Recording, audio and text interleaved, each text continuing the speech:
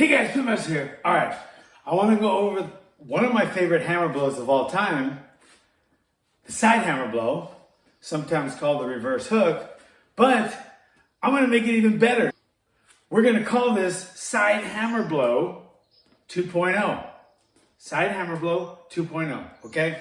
Now, when you're doing a side hammer blow, you want to use some hip because you have a blunt force object right here. And you want to cause blunt force trauma.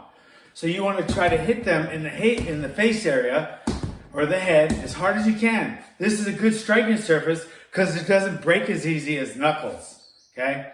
The hammer fist is a much more durable striking area in a fight, okay? You can hit the head with a lot more confidence without worrying about breaking your knuckles, okay? So, with that said, this is still a blunt force trauma tool or weapon.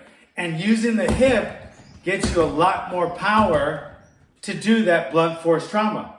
You also want to make sure you keep your arm slightly bent because you don't want to bring it out here in case they rush you and you hit them like this with your arm extended. You could very easily, and I've seen it happen more than once, you could very easily dislocate your shoulder.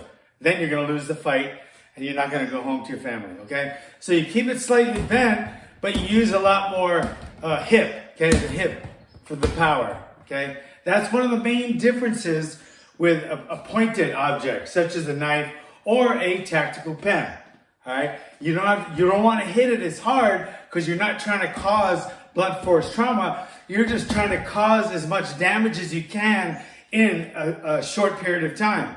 So if you think of it like a sewing machine, okay, tight fist, so you want to grip it very tightly, but you want to aim for the face, okay? The eyes, perfect target, or even the neck, which you want to go down at an angle where you can actually puncture the lung, okay? But you can also get the carotid artery, the trachea, the jugular veins, all kind of muscles and tendons in there that are going to help you win this fight, okay? So you don't have to get each one as power, okay? In fact, that's advantageous. It's not advantageous. That would be dangerous for you to do, okay? It's better for you to just try to get this because it's a sharp point. It's going to go in with a lot less force. And that's what he said, okay? So you want to go faster, cause as much damage as you can. You can go like an inward hammer blow, this way too if you have to. But right now we're talking about the outward, okay? You want to keep your hand protecting your body. Okay, you just want to go, go, go, go. You're not worried as much about punches coming in right now. You're worried about a knife or some other weapon. So you're trying to disable them as quickly as you can. Clothes are going lower to the body. That's okay too. Sternum is a very big bone, very thick and dense, and it's not going to go far. In fact, it could slide it up your hand like this. You might even lose possession of your weapon. Okay, you got ribs, that's great, but they're also bones. So you're taking a chance on those. A lot of heavy, big muscles up here, the pectoralis, and the abdomen would be okay, but it's not as vascular. They don't have the carotid artery and the jugular vein. You got an aortic, way in there, but chances of hitting that are very slight with a knife or a tactical pen.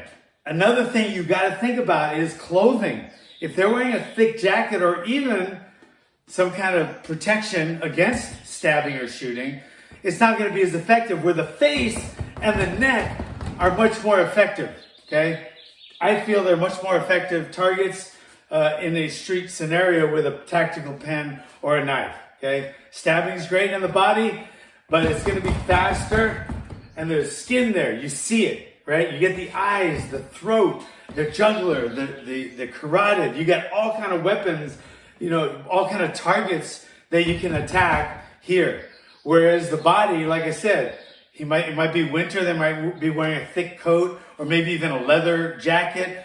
And sometimes you just don't get the bang for the buck. A lot more bones over here that could, adversely affect your stabbing. So anyway, that's what I want to talk about, the side hammer blow 2.0. Okay, so remember, think of it like a sewing machine and you're using the trapezius muscle, not as much the hip. You're not trying to get a home run each time like you are with a side hammer blow. You're not gonna go pop, pop, pop, pop, pop. You're trying to knock them out with each shot. So there's a lot more power, thus a lot more hip, you use the hip a lot more, right? So with a pointed weapon, right?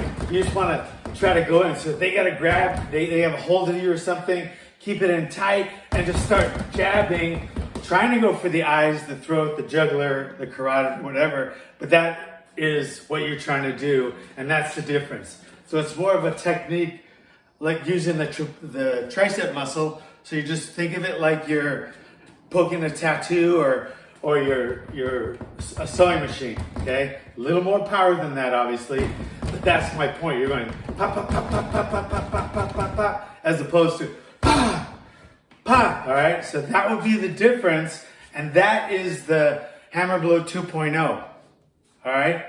Pointed object, tactical pen or a knife, and it's the same hammer blow, a little different purpose, and a lot different execution, all right, guys? Thanks for coming. Stay safe out there, guys. Don't let anyone take your lunch money. Thanks for coming.